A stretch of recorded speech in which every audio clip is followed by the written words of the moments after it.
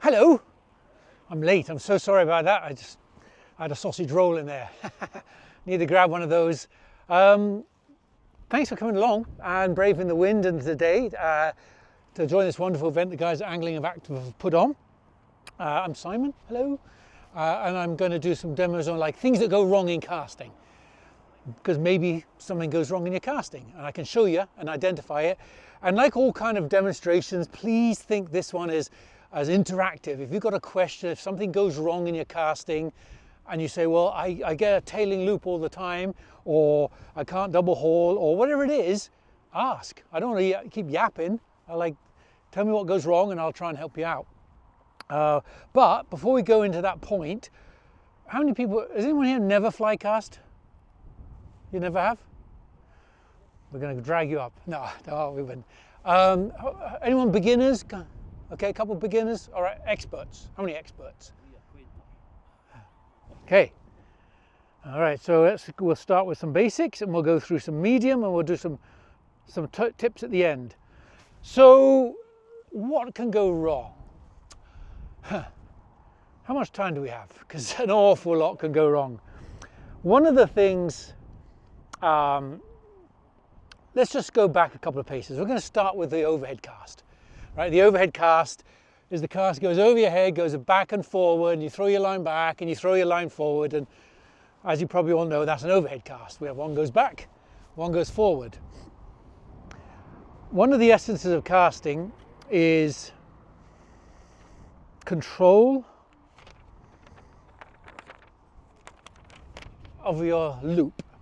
What I mean by that is that if you were to take this piece of paper and try and chuck it with the wind or against the wind, you got no control. That was a dodgy thing. I could have been in a car park. So if anyone wants to throw a bit of paper, right, they're going to maybe turn it into a paper ball and chuck it.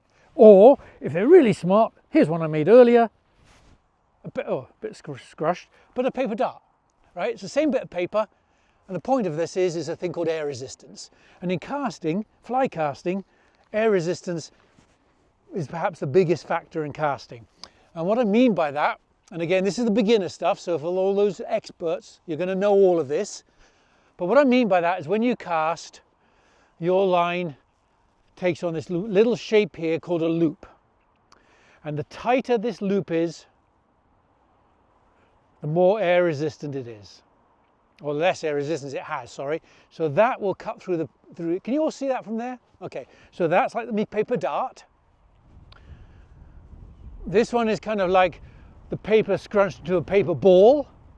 And then this size is like a piece of paper that's unfolded, right? So that's the loop. And I'll show you, I'll do a demonstration of a couple of loops. And in fact, I'll face the wind so you can see. If I have a wide loop, you can see even with this wind, the wind's just blowing it. There's the bit of paper, and that behaved just like the bit of paper, right? Because the loop was wide. Some people might say, oh, that's because I didn't put enough power to cope with the wind. Well, that's nothing to do with it. If I tighten that loop up a little bit more, you can see I have a bit more control of that line. And if I tighten the loop up even narrower, see the wind has no effect on it. Right, so I'm now creating a much tighter loop, and that's the essence of air resistance. So one of the things to understand is, how do you control that? How do you control the air resistance or the shape of the loop? This is where it's going to get maybe a touch complicated, but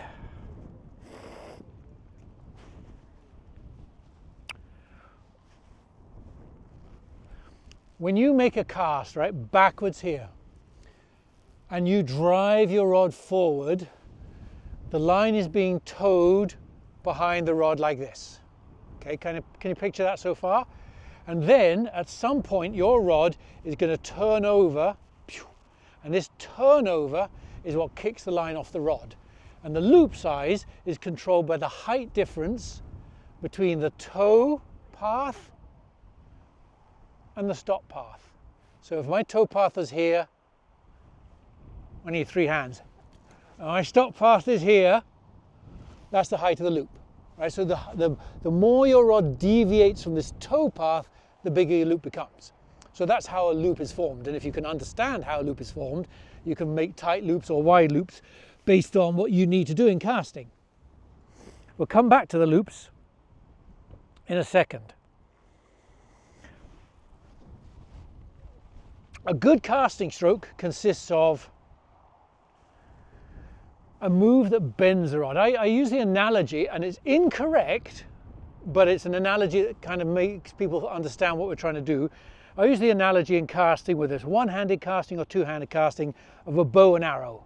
Like if this was a bow and arrow and there's a, I don't know, a rabbit there I want to shoot with my arrow, and I go like this and I let the arrow go, it's just going to go flop. Right? It's not going to go anywhere. So if I want to get that bow and fire the arrow a long way, I'll pull the arrow right back here and I get more bend. Right? So a rod has bend. The more the rod loads and the more the rod bends, the easier casting becomes, because the rod does the work and you don't do the work. Why that's relevant is the casting stroke. I'll show you a forward stroke first, and then I'll show you a backstroke. The terminology may not make sense to you.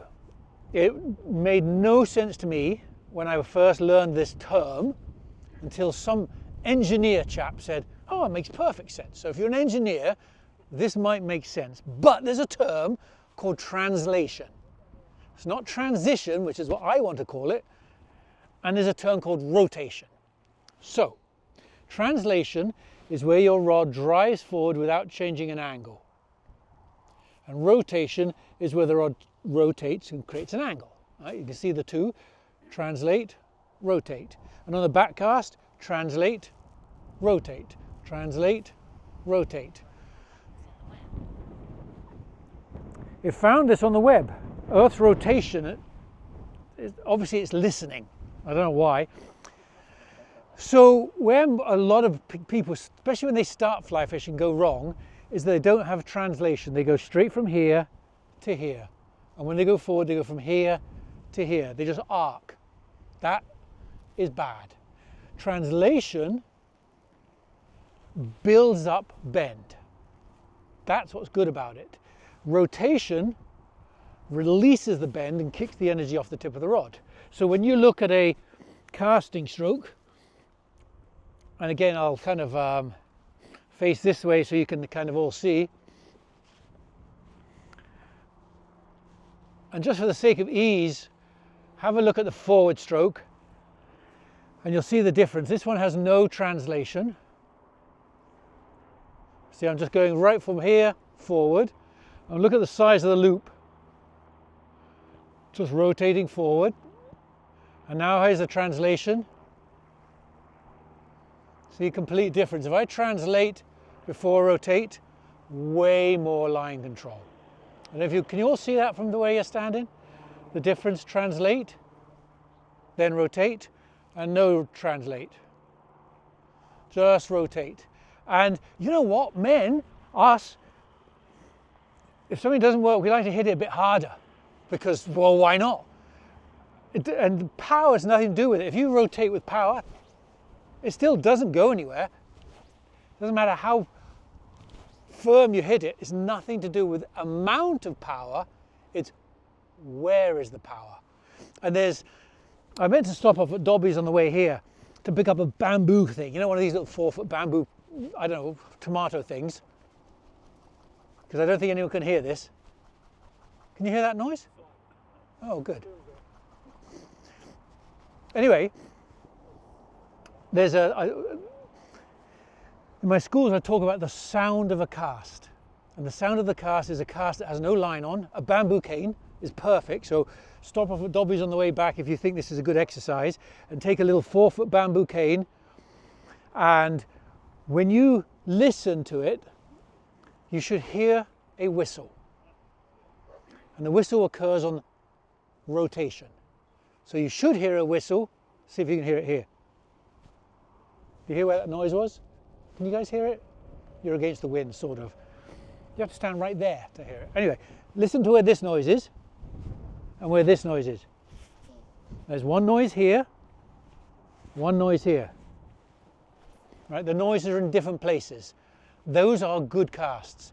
If the noises are the last part of the cast, whether it's back or forward cast, that means your rod's loaded all through the stroke and unloaded. Unfortunately, an awful lot of casters start with noise, not finish with noise. So going backwards it sounds like this, and forward sounds like this. Right, the noise is way too early. Again, you may not be able to hear it because I didn't get my Dobby's cane. I was a bit late. But, so the noise you make should be there and there. And what it leads to, if you remember the name of this demo, is common casting mistakes. What it leads to is the trajectory of the cast. And you know, everyone watches people cast and you can see when a good cast goes out. Maybe you can't quite see why it goes out. What did they do different? But when you start with speed and that noise, instead of finish with speed, the forward cast will climb. And if it climbs, it stalls, and the leader does this. Just falls in a wiggly mess. And I'll show you that. Make sure I don't hit any trees behind me. I've got a wee gap. So look at the trajectory. Can you see the orange line okay? Yeah, okay. Have a look at the trajectory of this forward loop. See how high it climbed? That's going up. And then the kind of wind is blowing it out. The wind's friendly for this cast, so it's blowing it straight. But the most important thing you're looking at is the angle. And the reason that angle is a bad cast is because the leader lands and the fly last. Watch again. Right? The wind is blowing it out. If there was no wind, that would land in a mess. And that is because if you're watching your buddy casting or somebody out there in the field casting and you see their line doing that, that's because they're starting too fast. Their noise, their bamboo cane noise is here instead of, and here's what a good loop should look like. Should just turn over and land. Oh, hit a tree. But you can see the difference. Here's a slow start going forward. There's the speed. And here's the fast start. Big difference in the end result. So it's where you put the speed, not how much. One of the commonest casting mistakes I see. So that I call the fluttering leader. It's just because the leader flutters and falls down. Oh, how about that for a move? Could do that if I tried. The other one, there's three mistakes we're going to look at on the forward cast, because why not? The other one is, I would say, the second commonest casting mistake of all. And it is a thing called creep. Creep is, it's one of these things that, how's the best way to describe it? It's one of these things that you don't know you have. Kind of like, I don't know, COVID. You don't have it until you've got a runny nose. Creep, you don't ever know you've got it until somebody tells you, oh mate, you're a creep, you're creeping, it's terrible. And what creep is, there's a timing, right? There's a precise timing between a back cast and a forward cast. And you can see on the end of this line, I've got a bit of green wool on a 9-foot leader and an orange line. And a perfect cast, this wool should unroll and just think straight. And as it goes, think, the next stroke should start. All right, so let's have a look at these. Watch these wools, watch it. There it is, there it is. As soon as it straightens out, I make the next move. Right, when the whole thing unrolls. Now, an early beginner problem, if you're not a good caster when you're just getting into fly casting, is people don't let it unroll, right? They just go, and everything's a bit quick, it's not fully unrolling, and there's just not the same tension in the cast. So that was me being a bit too hurried. So you wait for it to unroll before you make the next move. This is a more controlled casting. See that, how easy that rhythm is. But the creep thing I talked about is, I'll say the word now. And when I say the word now, I want you to kind of look at two things. One of them is, where is my rod? Where's this piece of the butt section? And more importantly, is it motionless or is it moving? When I say now. And I just want you don't have to answer it, but I just want you to see the difference. So let's just get this line going. Now, now, now, and hopefully you all saw in those now the rod was here and motionless. That's a sign of a good cast. And I said this is the second commonest mistake, because if I taught 100 people, I bet 40 of them, especially in the beginner level, would have this creep. Now I'll say now at the same time, and watch the rod is sneaking forward, it's creeping this way while I'm waiting. Now, now, see that kind of little sneaky move? That's the creep. Not a good thing to have. If you have creep, it's the same as me taking a stone. Right, I want to throw the stone a long way. I'm going to throw the stone from here. When I make a cast, that's why my forward cast starts from here, because I can throw a stone from here. But if you creep and do this, and now do a forward stroke, you imagine trying to throw a stone a long way from here, right? There's nothing left. So that's the problem with creep, is you truncate, you lose half of your casting stroke, and therefore it's dire. So I'll just do a couple of those. Again, I'll face this way. I'll do a couple of those, and if somebody is brave enough to say it, because most people never want to embarrass themselves by being wrong, but in one of these three casts, I will have creep. And I want you to see if you can spot it. And if you can, you're halfway to being an instructor. That's good. All right, so I'll do three casts. Let's get it out. 1, 2. Oh, hey, who spotted that? Yeah, well done. You all spot it? What number was it? See, you can take over my job. It's as easy as that. And go and watch people. Watch people casting around here, and you'll see it's so common, the urge to just lose it. You just lose a little bit of that forward stroke because you've crept, and therefore you're trying to throw a stone from here. So creep. What's that? On the second cast again? Okay. Aha. You see it there? So again, there's the first, second, third. Huge difference. If you know what to look for, you'll know what to look for, right? And again, you can help your buddies out and say you're creeping. And the creep just gives you, as I said, a short forward stroke, less power, less control, and therefore a poorer result. So, good. We're getting you all as casting instructors. I love it. Let's look at the commonest mistake. I'll do it this way this time so you can kind of see.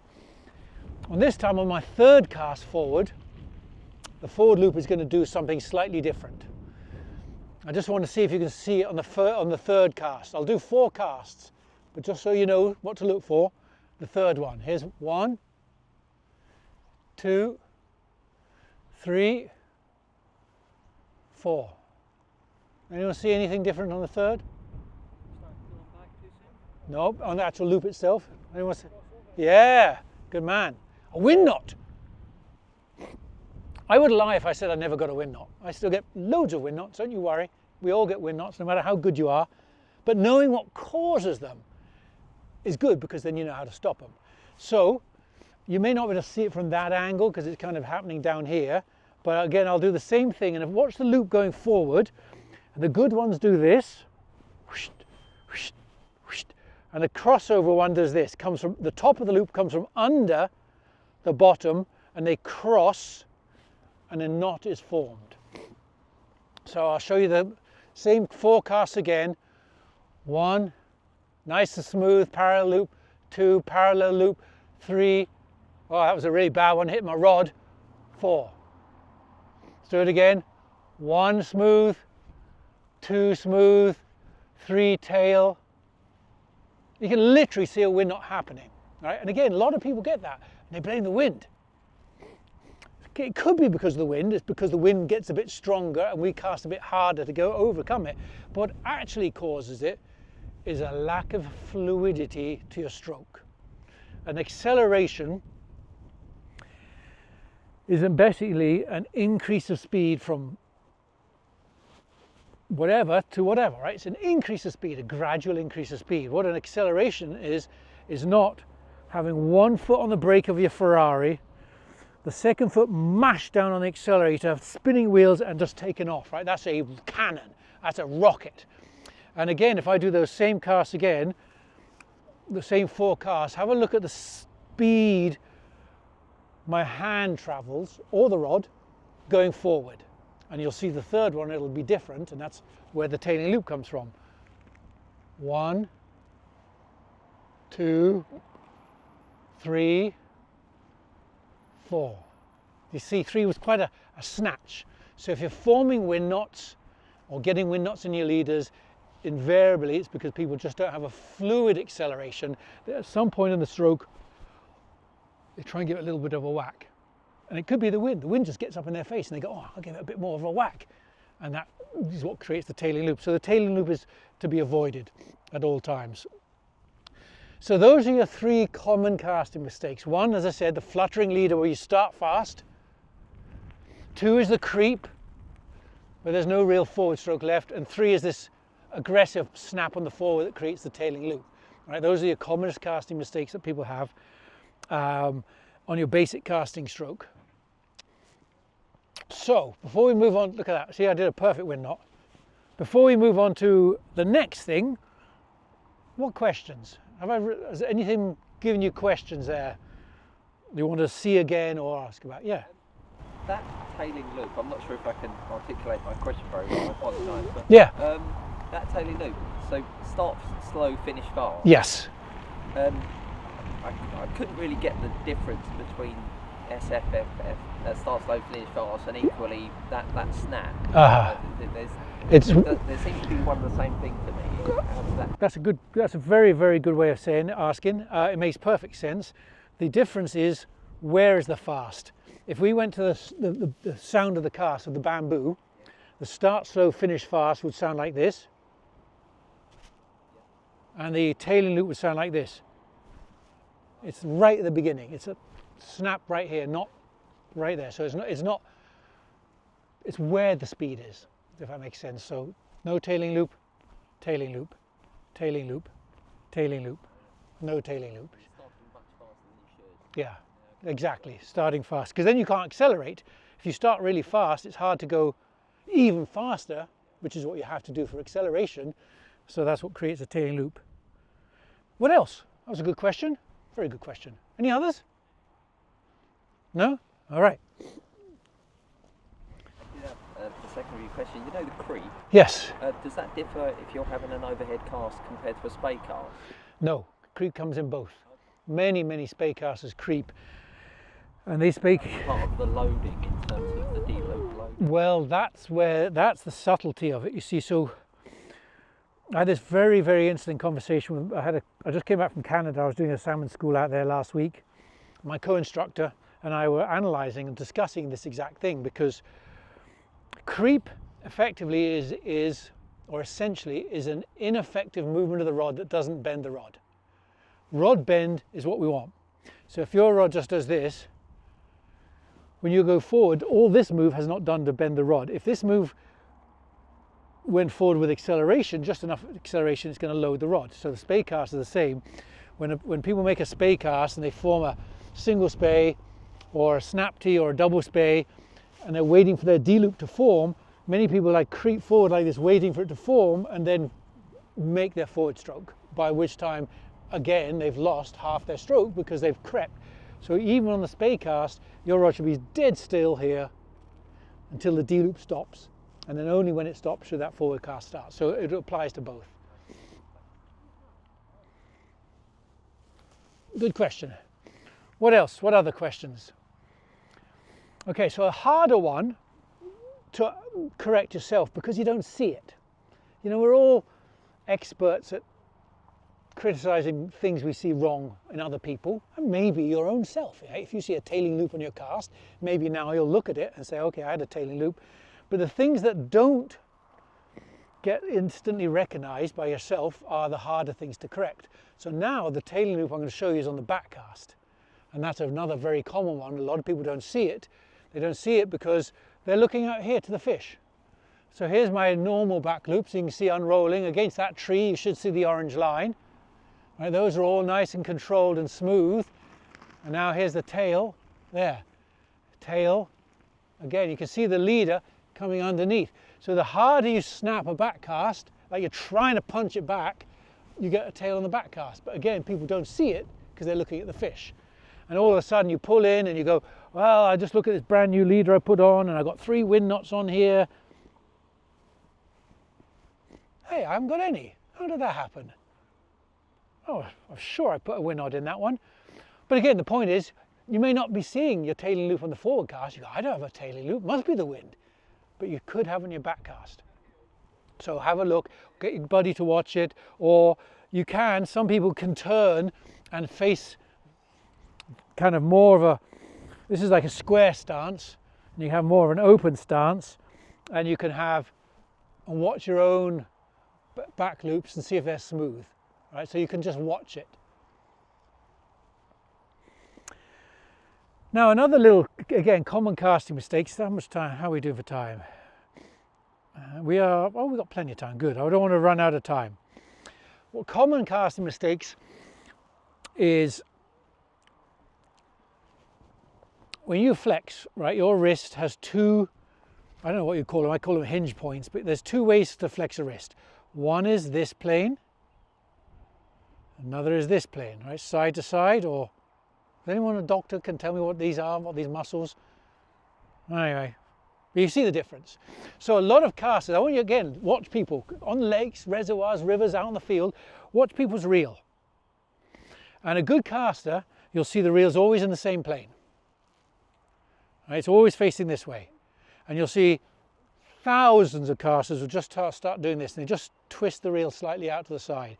Again, they don't notice it, but they're using both points to pivot rather than just this one point. And what that gives you is, what's the best way of showing you this? What that gives you is a good loop should unroll top and bottom over itself. Top over bottom. And it should unroll to the end, turn over, and the fly and the leader and the fly line should unroll and land straight. Again, I'll do it into the wind so because I want you to see my arm. If I track straight, you can see that the fly and line unroll in a dead straight line. Even with this wind, I'm pivoting here. Everything unrolls nice and straight. But the moment you start to pivot the wrist here, see the line starts to come in from a side plane. Boy, is that a common problem. And you may see it. I saw it with 7 of my 8 students 2 weeks ago in Montana. Had this problem, and they were landing, and the fly was landing always downstream of their line. And they go, "What? I don't want this line landing. I want my line to go straight." And 7 of them were doing this, sending the reel out to the side. And what that does, look at the rod tip. It goes out there. So when you come forward, it hooks in and the line goes left. So again, watch yourself or watch somebody else and just see, is the reel turning and back? Turning's okay if it stays that way. See, that's not turning. It's out there. I could hold it this way. Doesn't matter if I'm not turning the reel. The mistake is the reel doing this pivoting thing. And it can come from the wrist, but it also comes from the shoulder. Right? A lot of people, when they're learning, look at the back cast and they go, "Oh, look.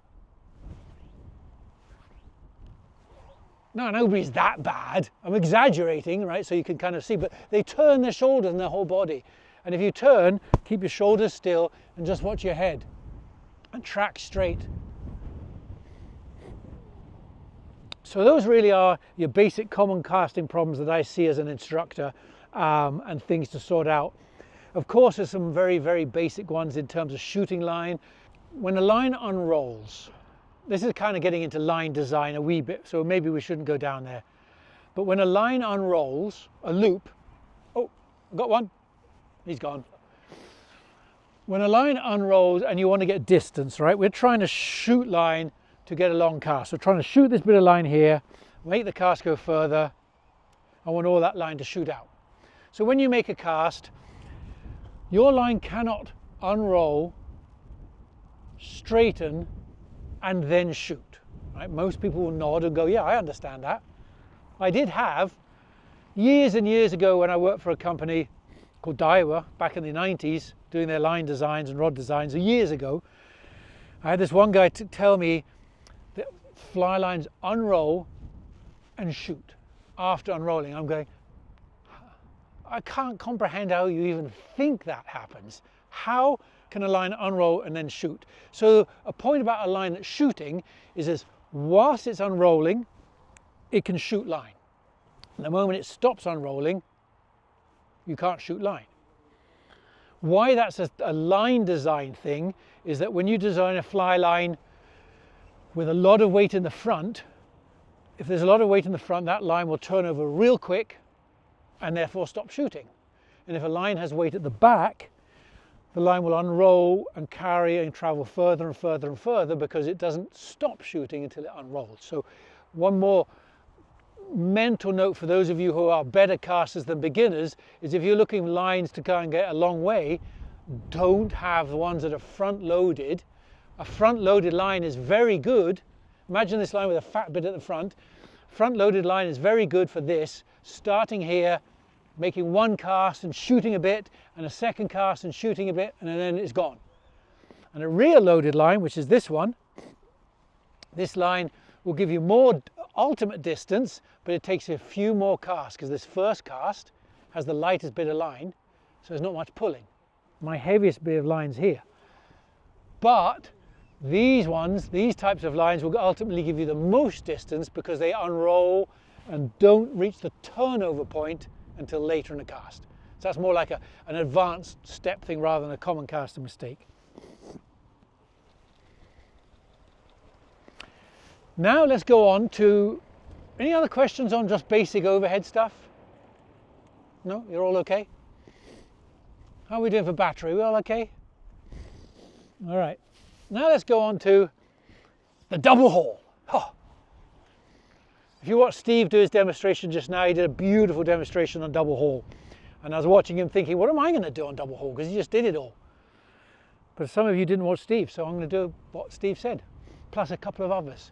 First of all, what is double haul? Double haul is this. That rod is bent. If I snip this bit of fly line, right, it's going to go boing.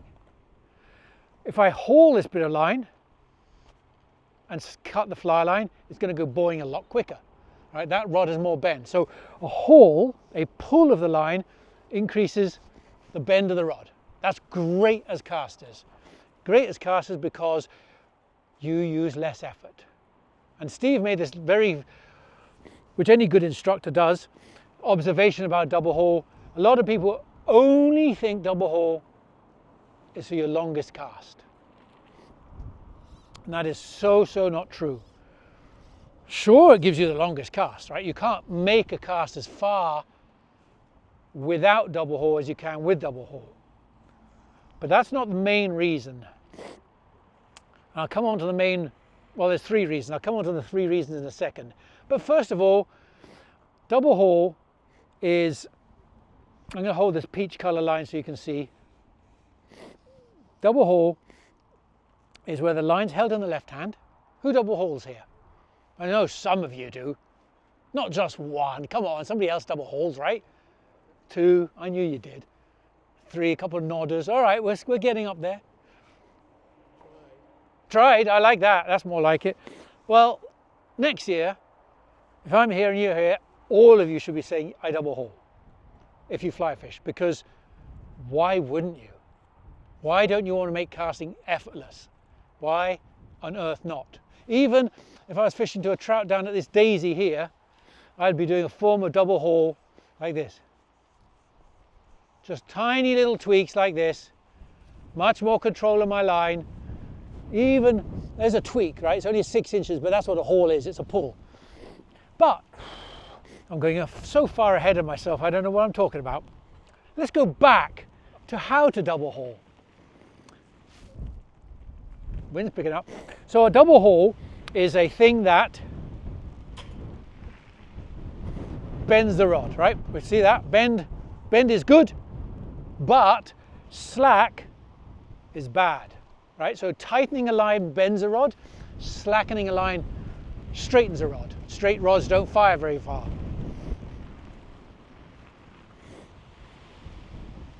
I pity the next person on here after me doing this because the wind's getting up. So a double haul is a technique where you hold the line in your left hand, and if you watch my wrist, remember that translation rotation thing I talked about there at the beginning? Watch my wrist here, right? So my wrist rotates there, and translate, rotates there.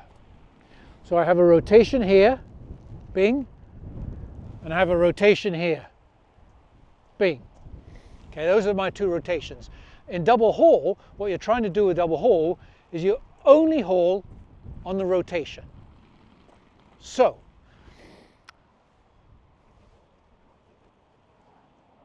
what's better, to show you what people do wrong or show you how to do it right? What do you think is better? Wrong? All right. So the commonest mistake in double haul is people leave this left hand behind, take the right hand away, and that's what they call a haul.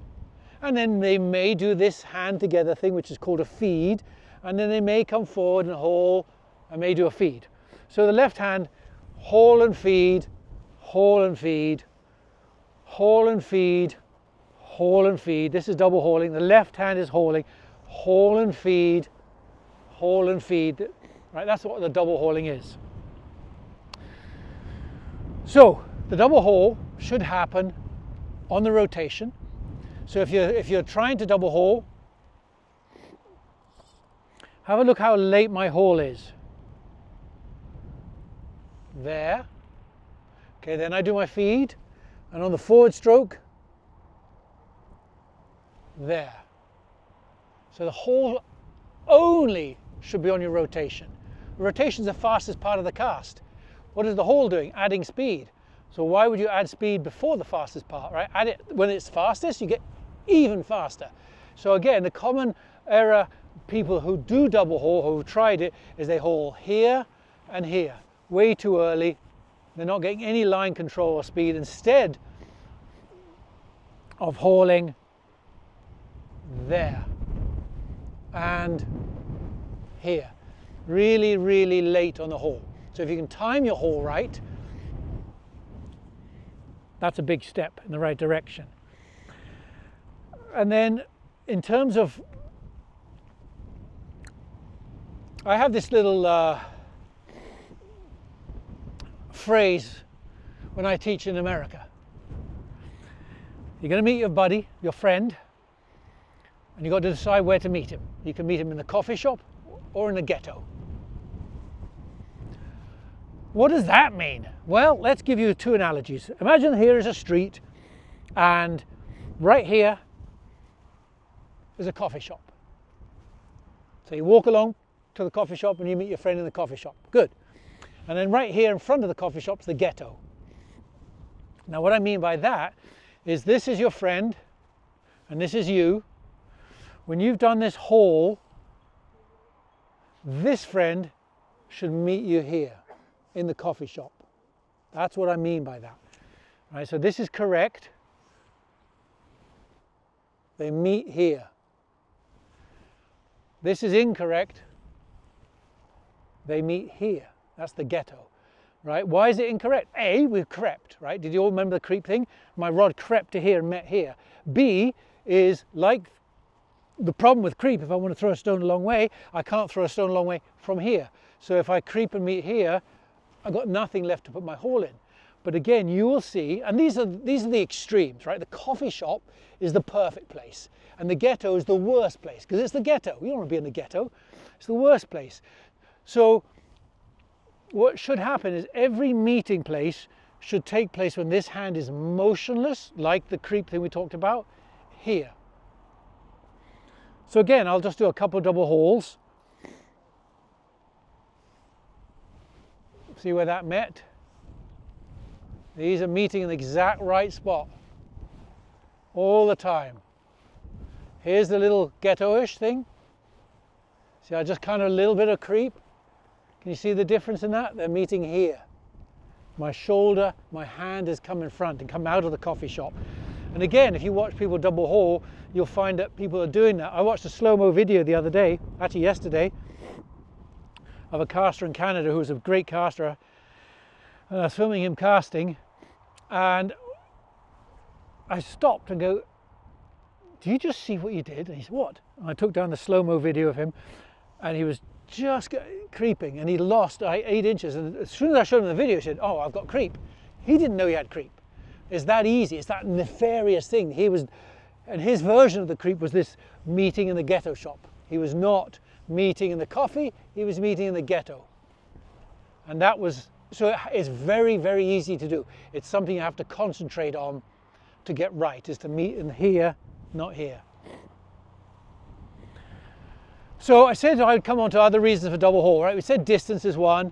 The best thing about a double haul, if you're learning to double haul, you'll see that modern fly lines tend to be 2 or 3 colors, not one. This color is a peach color, and this color is an olive color. The junction of the two is called the hinge point. And if there's one single nugget to take away from the things that that I'm saying, I would say that this is perhaps the biggest nugget of all.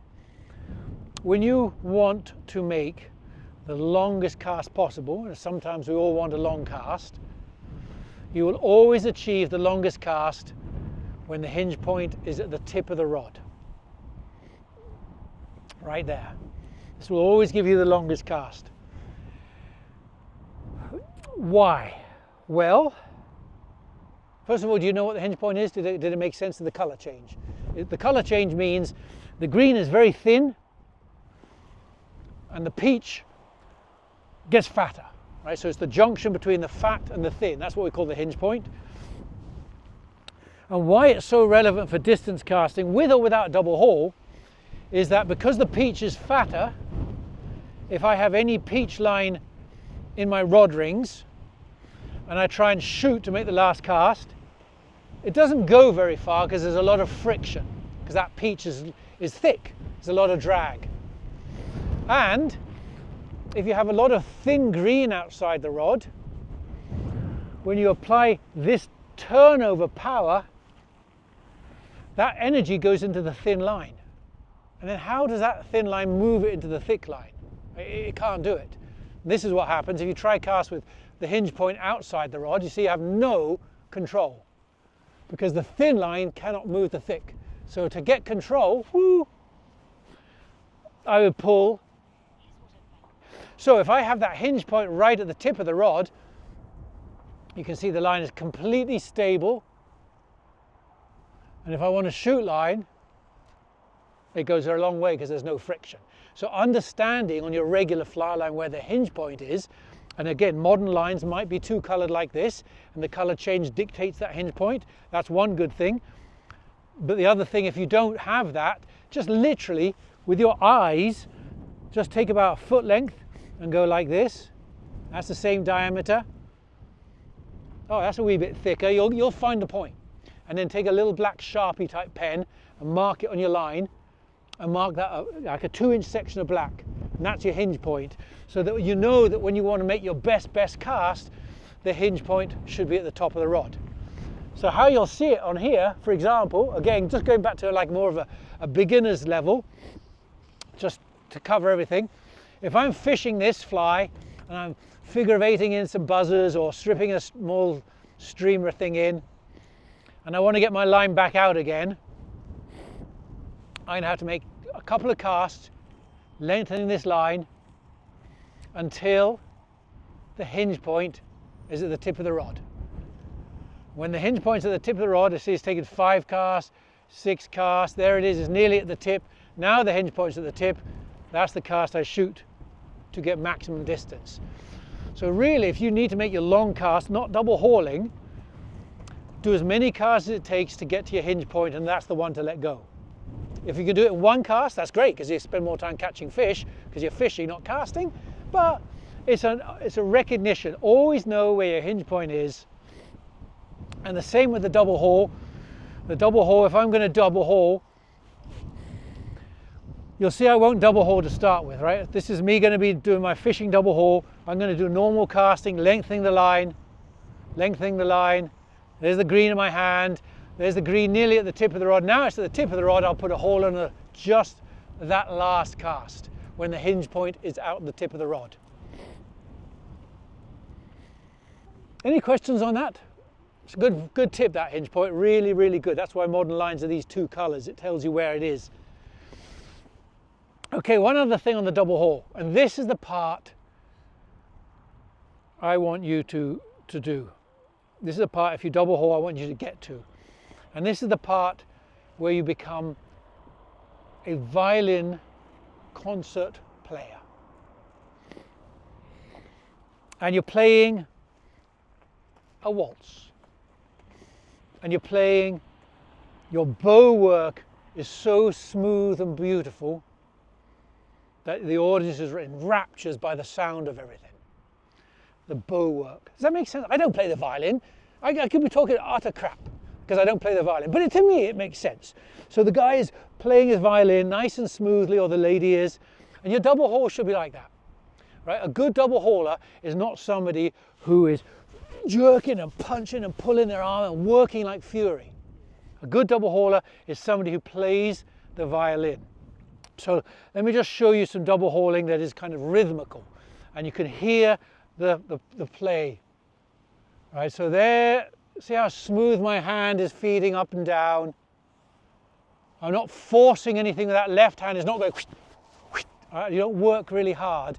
And the best tip I can give you, and I know I'm just about done because Paul's on a sec.